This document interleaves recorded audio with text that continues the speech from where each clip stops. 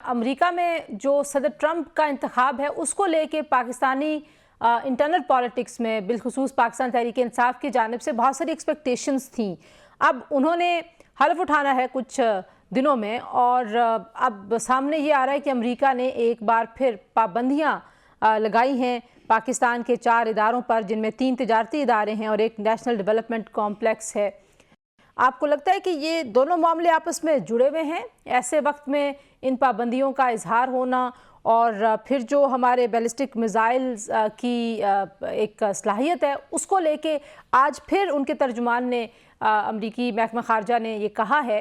कि हम हमेशा से हमारी यही पॉलिसी रही है, हम बैलिस्टिक मिसाइल प्रोग्राम की हिमायत नहीं कर सकते क्योंकि ये जनूबी एशिया से बाहर के अहदाफ को निशाना बनाने की सलाहियत है, यहाँ तक कि अमेरिका भी इसका निशाना बन सकता है।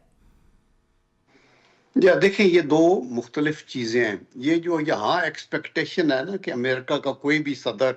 आएगा तो वो यहाँ की किसी पॉलिटिकल जमात की हमायत करेगा, ये मुखालफत करेगा, ये बड़ी चाइल्डिश सोच है, ये एक इल्यूजन है।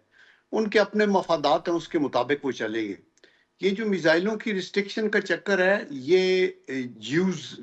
जो है ना मोटिवेटेड है, ये यहूदियों की चाल है। और आपको पता है कि वहाँ जो अमेरिका है उनका आप मीडिया देखें, उनकी आप कांग्रेस देखें, उनका आप डिप्टी अटॉर्नी जनरल, उनका पिछला जो सेक्रेटरी ऑफ स्टेट है, हर जगह के ऊपर हेनरी किसिंजर तक, एवरीबडी वो तो उनके उस कंट्रोल में है। और बैलिस्टिक मिसाइल, हाँ, लेकिन जैसा अगर इससे पहले कि आप बैलिस्टिक मिसाइल के हवाले से बात करें, आप ये देखिए कि ज़ल्मे खलीलजाद जैसे लोग जो ट्वीट्स कर रहे हैं इन पाबंदियों के बाद, वो कह रहे हैं जी कि पाकिस्तान की हुकूमत ये डिज़र्व करती है पाबंदियाँ क्योंकि आपने इमरान खान साहब को जेल में रखा हुआ है। और आप जानते हैं कि पीटीआई ने जिस तरीके से बहुत ही एक्टिव किया हुआ था वहाँ पे एक पूरी लॉबी को, तो आपको नहीं लगता है कि कहीं ये उसका रिफ्लेक्शन है ये, या ये यूएस की पॉलिसी है जो एक कंटिन्यूस पॉलिसी है, क्योंकि जाहिर है पाबंदियाँ भी पहली बार नहीं लग रही। देखिए, ये ज़ल्मे खलीलजाद जो है, ये उनकी, ये अगर उसने बयान दिया है तो ये बड़ा डिप्लोमेटिकली भी वेरी इमेच्योर किस्म की ये बात है कि आप एक मुल्क में, मैं आपको वसूख से कहता हूँ तंजीला के, ये जो बार अगर उनकी कांग्रेस ने एक रेजोल्यूशन पास किया है या इस तरह के बयानात आ रहे हैं ना, तो ये बयानात इमरान खान के फेवर में नहीं है,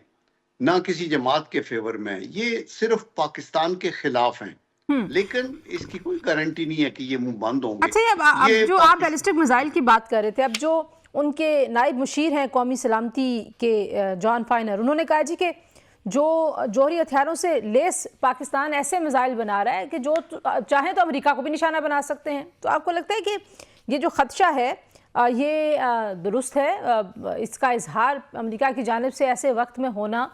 जब आप देख रहे हैं कि हमारे पड़ोस में और फिर गज़ा की सूरत हाल, फिर जो शाम में जो कुछ हो रहा है, तो ये ज़ाहिर टाइमिंग बड़ी मैटर करती है इस तरह की चीज़ों के लिए। देखिए, पहली बात तो ये है कि आई डोंट नो कि पाकिस्तान को ऐसा मिसाइल डेवलप कर रहा है, बैलिस्टिक मिसाइल जो अमेरिका को निशाना बना सकता है, नंबर 1। नंबर 2, लेकिन साउथ एशिया में उनको कोई डाउट है कि इंडिया के पास मिसाइल की कितनी क़ुव्वत है, या मिडल ईस्ट में इसराइल क्या कर रहा है और किस किस्म के, और आप क्या कुछ उनको सप्लाई कर रहे हैं। और मतलब ये है कि इसकी तो इंडिया तो उनका पार्टनर है ना, इंडिया का मिसाइल प्रोग्राम बहुत ज्यादा एडवांस्ड है, वहां पे उनको मसला नहीं है, पाकिस्तान से मसला है। तो वही ना, तो पाकिस्तान का मसला है जी कि ये हमें वो खतरात पे करेंगे। हम अपने, हमारा जितना असला है, हमारे मिसाइल्स है, हमारी न्यूक्लियर पावर है, this is not for offensive at all. हमने, पाकिस्तान ने रिपीटेडली बताया कि अब पाकिस्तान अमेरिका को फतह करने के लिए मिसाइल चलाएगा या किसी बड़े दूसरे मुल्क को फतह, हम तो अपने डिफेंस के लिए एक डिटरेंस है, ताकि कल तक जो है कोई अगर ये करे तो उसको हैवी कीमत अदा करनी पड़े।